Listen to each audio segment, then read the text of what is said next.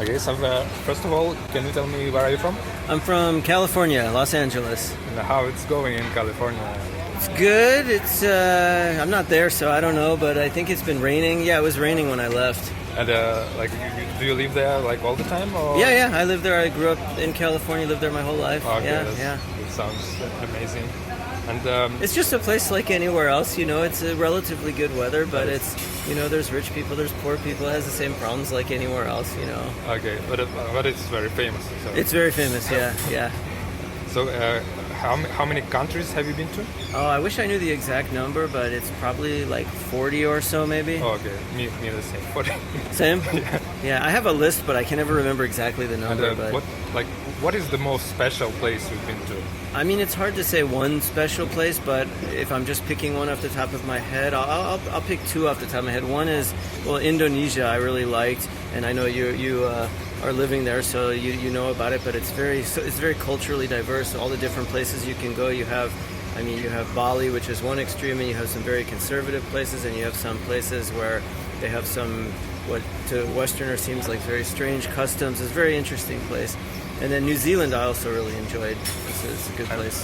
What is the conservative place in Indonesia? Well, Like, I haven't been, but I know like in the far west, Banda Aceh, I think, that area. I mean, I don't know if how it's really like, but from what I've heard, it's very, very conservative.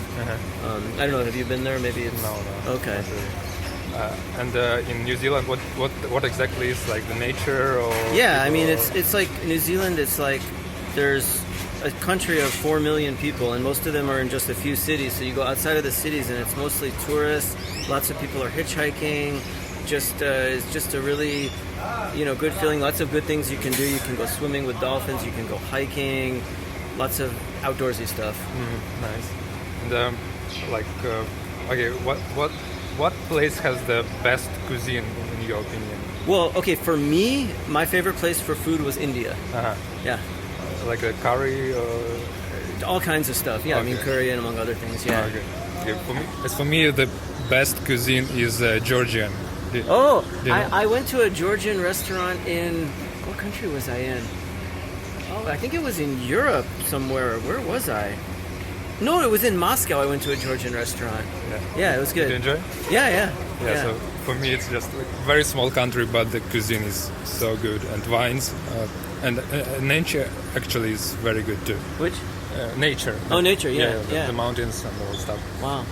What place has the best nature? I don't know, like that you saw, maybe in US or maybe outside. I mean, that's really hard to say. I mean, I have to think about it. I mean, one place that I'm thinking of, I mean, just in terms of like a picture-perfect scene, was in far western China, like kind of some little bit high elevation, and it's just these mountains, and there's like a lake, and the reflection on the lake, you can see the mountains. Yeah, it was quite nice. And have you traveled in China for a long time? Or? I mean, I've been to China 3 times, Okay. and yeah, I mean, this particular trip, it wasn't that long, 2 weeks, 3 weeks, something like that. And I want to go to China, but for Ukrainians it's quite hard to get visa.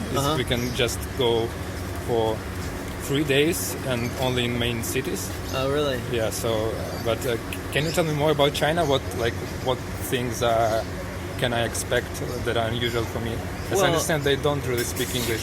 Right, yeah, so, I mean, if you're in Shanghai, it's not a problem, but once you go outside of the big city, that is one of the more difficult places for me in terms of communication. I think Moscow, Russia also was, to some extent, difficult, but yeah, China, I mean, it's very difficult. I mean, you go to the restaurant and you're trying to order food and you can't read it and you can't speak it, and you're like, you learn how to say, what's this? And you say, what's this? And they say, blah, blah, blah, blah, blah. Okay, I don't know. Then they go run into the kitchen, they bring back an eggplant. Oh, this one means eggplant, You go in a taxi, you want to go to the market or something. How do you communicate that? Everything, it can be difficult. Did you experience any scams in China? Not that I remember. No, I don't think so.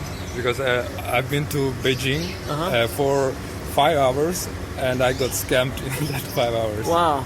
So it is actually a standard scam in Beijing. So I came to Tiananmen Square. Yeah. And 2 girls, like, I don't know, maybe 20 years They came to me. get you to go to a bar and buy expensive. Oh no! Yeah. Wow. So they said like, we just want to practice English, like we just want to talk with the foreigner because there's no foreigners there. Right. We are working in like 7-Eleven or something. And so they told me about the city a lot. So I was like, and they said, okay, let's go to karaoke bar. That was the mistake when you do that.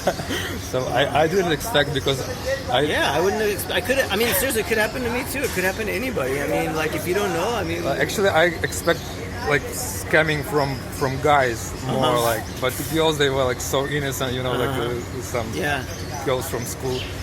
So we went to karaoke and they sang very well actually, like a professionals I think, and they ordered like some wine and it costed like I don't know $150 or something for a bottle. Jeez. And we drink it like on we divided the price on 3, but I didn't order this one, so I don't know, somehow I didn't figure out that what was the price. So I think they had like a, how do you call it, they were cooperating with staff of the restaurant, so the real price was I don't know $10. Okay, and right. they kind of paid to restaurant. So you had to pay $150? I had to pay $50, like 50? 1/3. So $50, I mean, that's not that terrible. Yeah, but it's you feel like, oh man, I got screwed, right? yeah. So I didn't really have time because I have to go to airport. I didn't have time to get a quarrel or something. Yeah. So wow. That's my experience in China. Interesting. No, maybe I got lucky, but I didn't have any experience like that. Okay. Can you tell me more about this eclipse thing? Yeah. So I'm an eclipse chaser. So I travel to see eclipses. Total eclipses happen on average once every 16 or 18 months, and that seems like a lot. You can just see it all the time, but it's a very small part of the world that you can see it from. So if you don't travel to see it, you probably never will see one. Okay. But if you want to travel and you spend your whole life and you go see all of them, I mean, you could see 40 of them in your life or something like that. So in any case, for a while I've been chasing eclipses, and I've gone to see not all, but most of the total eclipses since I've started, and some of the annular eclipses. And there's an annular eclipse here tomorrow morning, which is what brings me here. Okay. Oh, that's cool. And there is like a total subculture of people like... Yeah. So there's a lot of people. I mean, nowadays with Facebook, it's kind of become even bigger. But I mean, until a few years ago, I mean, it was kind of like this Yahoo groups and this kind of thing. But even then, I mean, it's, easily hundreds, if not thousands of people. And then, like I said, now it's just become more mainstream on Facebook. There's all these different groups and yeah, I mean, an annular eclipse is not that big, but a total solar eclipse, if it's somewhere, if it's in the middle of the Atlantic Ocean, that's one thing. But if it's in like a major city that's not too difficult to get to, I mean, you'll just have tons of people that are going there for it. And, you might just, walking down the street, you run into somebody that you met at the last one 5 years ago on the other side of the world. So it's pretty cool. Wow, that's cool. And what's as I understand it, it can be anywhere, so it can be somewhere in desert or in ocean. Yeah, that's right. It can be anywhere, yeah. So what's the most wild place you traveled to see eclipse? Oh, man, I have to think about that one. I mean, I've been to Western China, but maybe, Africa...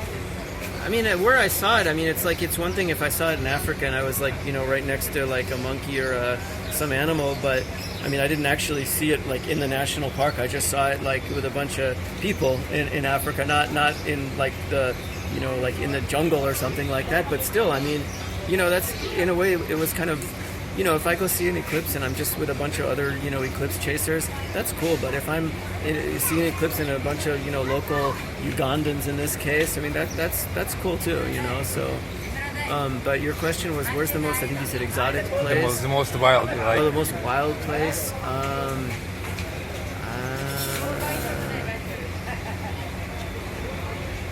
I don't know that there's anywhere super wild. I mean, I went to Faroe Islands. It's not a wild place, but it's a place... Scotland somewhere? Yeah, north of Scotland, yeah. Okay. It's a place that most people might not go unless there's, a reason to go there. But again, I mean, it's just a place. Okay, that's cool. Yeah, that's very interesting. Do you mind if I ask you some questions about politics? Sure. Okay. So in Los Angeles, I understand like there is this like I don't know stereotype. Most of the people are like have like a liberal political views or something. It's true, but it's not. It's not like it's 100%. I Okay. mean, of course, it depends where you are. In some pockets, like it could be very high percentage. Like you go to Santa Monica, and it's much higher percentage liberal than conservative. But it's not 100%. I mean, there's people that live in Santa Monica that are conservative. Maybe it's 80 or 90%, liberal or whatever. And then you go in like more suburban places, and it's relatively more equal. Even still, it's probably more liberal. But yeah, I mean, there's all kinds of people everywhere. And as I understand, like after last elections, there is a big. It's very polarized. Polarized, right? yes, yeah, correct. Yeah, it's very polarized. Yeah, it's kind of a problem. And so there was I don't know. I saw some interview like some guy was asking people on the street like, do you have like, if you are liberal, do you have conservative friends? Right. Yeah. And they said like, no. Yeah, that's in my opinion, that's really a problem where somebody on one side they say, oh, I somebody that's a Republican, no, I wouldn't want to talk to them, or the other extreme as well. I mean, I don't think that's good. I mean, I think you can be liberal or you can be conservative, Okay. and you have different views, and you can respect the other person's views. I think the problem is when people think the other side is bad. And I think a lot of the time it's not even that the views are bad. It's almost like the tactics are bad. It's like people say, oh, those Republicans or those Democrats, whatever it is, and they're some people they're more criticizing. They're not even criticizing the positions. They're just thinking the other party is corrupt and their party's not corrupt or something like that, which I think is problematic. Another thing I heard about like California, I'm not sure, maybe it's not about Los Angeles, but there is some problem with like a lot of homeless people. Yeah, I think not only California, I've heard also Hawaii has that problem. Yeah, there's more homeless people. It's more of an issue people are talking about. I mean, I've noticed it to a small extent. I mean, it's not like on my street there's a homeless person outside of my door, but I mean, yeah, sometimes you can walk around the neighborhood and then, some, homeless people are, somewhere. Personally, I haven't noticed any particular problem from them, but do you have any ideas why it's happening? That's a good question. Not really. I mean, of course, the conservatives would say it's because the liberals are making it too easy, or I don't know. They have some explanation. Maybe they're right. I don't know. I don't really know enough detail about it to answer that. Okay, and maybe if it's related to like the price of like housing rising up. Or? I'm skeptical of that, but to some extent, I mean, there's all kinds of reasons people can be homeless. It could be because of some mental illness. It could be because of the price of housing, but I really don't know to what extent. Like, if the price, I mean, there's always, you can share a place. You can, like, I guess I really don't know, but I mean, yes, the housing price is too high. That's a real issue, but I'm not sure that it's the kind of thing, if you lower the price of housing by 30%, now these homeless people are just going to find a place to live. I'm skeptical of that. Maybe there's some that are like that. Okay.